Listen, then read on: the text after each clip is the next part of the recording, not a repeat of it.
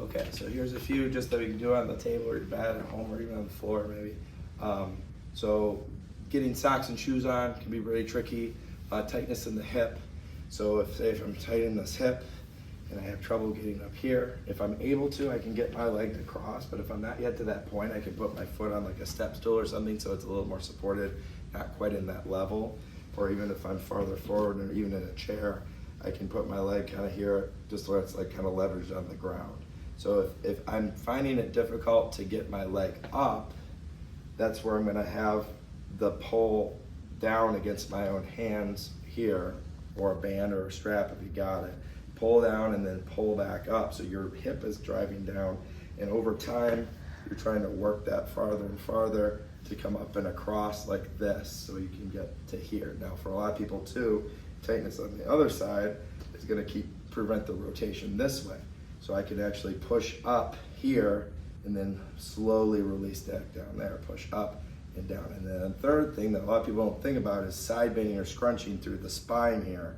So tightness there, and you'll feel this too if you're on, like even on your pelvis, you can kind of try to push that kind of down, kind of push down. You can feel that give on one side versus the other. So if my left side's a little tight and stiff versus my right, I can think about, okay, maybe I just need to kind of drive down through my pelvis more and open up here to stretch out all the tightness around here that might be limiting me, so I can work that. So that'll kind of cover both of those directional pieces there. And then the other thing for this video is we're gonna do a core retraining. So I'm gonna be on my back with my knees bent, thinking about anchoring from those ribs, engage that core, so my back and my pelvis kind of roll back a little bit as well, but the core here really important. And then you can, if you need to, you can use your hands or a belt or something to get your leg up. But basically you're gonna slowly bring it down eccentrically without this lifting up or without losing your tension here.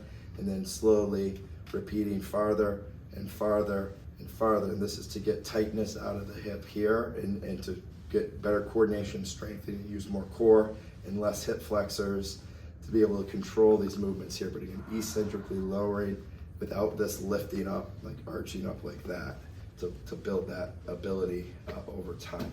All right, good.